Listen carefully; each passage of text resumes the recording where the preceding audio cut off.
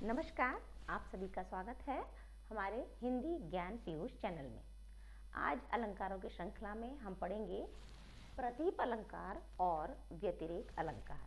क्योंकि दोनों में कुछ समानता है तो इनको हम साथ ही पढ़ेंगे। तो शुरू करते हैं। पहला है प्रतीप अलंकार। प्रतीप, इसका शाब्दिक अर्थ होता है उल्टा। प्रतीप माने उल्टा। तो हमने पहले पढ़ा था कि किसी भी वस्तु की तुलना विश्व प्रसिद्ध वस्तु से की जाती है, अर्थात उपमेय की तुलना उपमान से की जाती है।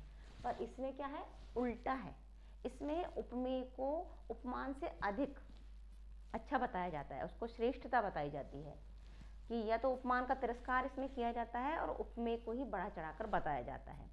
परिभाषा देखते हैं कि जहाँ प्रसिद्ध उपमान को उपमेय या फिर उपमेय को उपमान सिद्ध करके उपमेय की उत्कृष्टता बताई जाती है, वहाँ पर प्रतीप अलंकार होता है।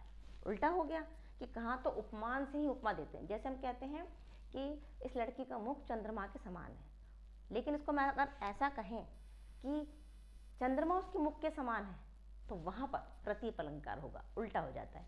उदाहरण से समझेंगे। सियमुख समता पाव किमी चंद्र बापुरो रंग। कि सिय की मुखता, जो सीता जी हैं, उनके मुख की समता कैसे पा सकता है? चंद्रमा तो बेचारा गरीब है। मतलब सीता जी के मुख को, जो कि उपमेय है, उपमान चंद्रमा से अधिक अच्छा बता दिया गया है। एक उदाहरण और देखिए। कल्प वृक्ष के ही काम को जब है न प्रजस्वंत। कि कल्प वृक्ष जो सब कुछ दे सकता है, कह रहे उसका कोई काम नहीं है। क्यों? जसवंत जो राजा है, जो इतना दानी है, जब वो है तो कल्प वृक्ष का कोई काम नहीं है। तो यहाँ ये उपमेय है और ये उपमान है, लेकिन यहाँ उपमान का तिरस्कार कर दिया गया है और उपमेय को ही श्रेष्ठ वर्णित किया गया है। और एक उदाहरण देख सकते हैं हम। करे प्रकाश प्रताप तब कहाँ भानु को काज। कि प्रताप का ही प्रकाश इतना, जो प्रताप राजा है उसका जस इतना ज़्यादा है, भानु यानी कि सूर्य का तो काम ही क्या है, उसका यश इतना चारों तरफ फैला हुआ है, उसका उजाला इतना ज़्यादा है कि सूर्य का तो कोई काम नहीं है। यहाँ पर भी उपमेय को उपमान से अधिक बताया गया है, उसकी श्रेष्ठता सिद्ध की गई है। एक उदाहरण और देखिए। सिय बदन सम हिमकर नाही। हिमकर का अर्थ होता है चंद्रमा। ये जो सिय है, सीता है, उनका जो मुख है, बदन माने मुख, उनका मुख के समान चंद्रमा नहीं है। मतलब यहाँ चंद्रमा जो कि उपमान है, उसका तिरस्कार कर दिया गया। तो जब उपमेय को अधिक बढ़ाकर बताया जाए, उपमान का तिरस्कार कर दिया जाए, वहाँ पर प्रतीप अलंकार होता है। अब इसी से मिलता जुलता पर थोड़ा अलग अलंकार हम पढ़ेंगे, व्यतिरेक अलंकार। व्यतिरेक जो है, ये दो शब्द से मिलकर बना है, वि धन अतिरेक। मतलब वि का अर्थ हो गया विशेष और अतिरेक का अर्थ आपको पता है आधिक्य। आधिक्य। तो इसमें उपमेय में उपमान से एक बात बढ़कर बताई जाती है। इसमें हमने पढ़ा कि उपमान का तिरस्कार किया जा रहा है, लेकिन इसमें उपमेय में उपमान से एक बात और विशेष बताई जाती है। परिभाषा देखें कि जब उपमेय को उपमान से किसी बात में बढ़कर बताया जाता है, वहाँ व्यतिरेक अलंकार होता है।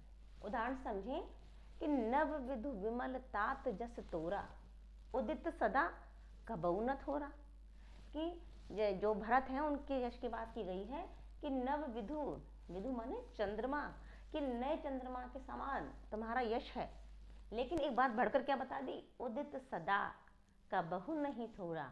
कि चंद्रमा जो है, नव चंद्रमा, वो तो घटता बढ़ता रहता है। चंद्रमा हम जानते हैं उसकी कलाएं होती हैं, कभी भी एक जैसा नहीं होता, तो वो तो घटता बढ़ता है। लेकिन क्या कह रहे हैं यहाँ पर, देखिए साफ साफ उपमेय की विशेषता क्या बताई, उदित सदा। कि जो भरत का यश है वो तो सदा उदित ही रहता है, कभी भी कम नहीं होता। तो इसमें एक बात बढ़कर बता दी है, एक बात का आधिक्य है, विशेषता बताई है, इसलिए यहाँ पर व्यतिरेक अलंकार है। एक उदाहरण और देख सकते हैं।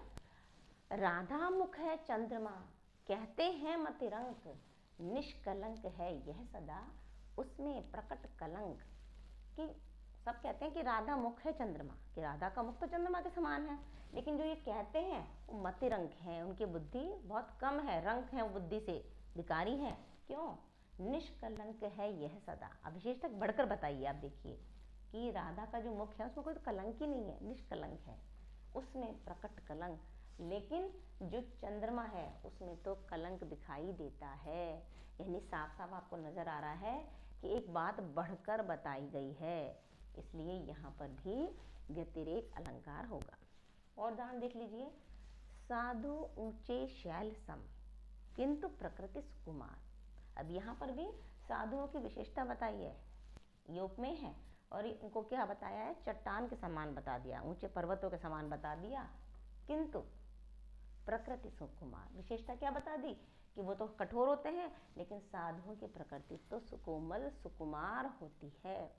तो आपको क्लियर हुआ होगा इस बात से कि इन दोनों अलंकार दिखने में एक से लगते हैं, लेकिन यहाँ पर प्रतीप अलंकार में उल्टा हो गया, उपमान की का तिरस्कार इसमें किया जा रहा है, जबकि व्यतिरेक अलंकार में उपमेय में उपमान से बढ़कर कोई बात बताई जाती है।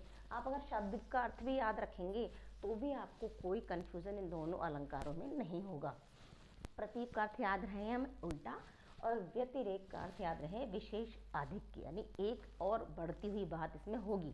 तो जहाँ उपमेय में उपमान से बढ़कर कोई बात बताई जाएगी, सभी उदाहरणों में आपने देखा, वहाँ व्यतिरेक अलंकार होगा, और जहाँ उपमान का तिरस्कार कर दिया जाएगा या उपमेय को उपमान से श्रेष्ठ बता दिया जाएगा, वहाँ पर प्रतीप अलंकार होगा। तो आशा है आपको ये दोनों अलंकार और इनको उदाहरण के सहित समझ में आया होगा। आज के लिए इतना ही। अगर आपको मेरी वीडियो पसंद आ रही है तो चैनल को लाइक करें, शेयर करें, सब्सक्राइब करें। नमस्कार।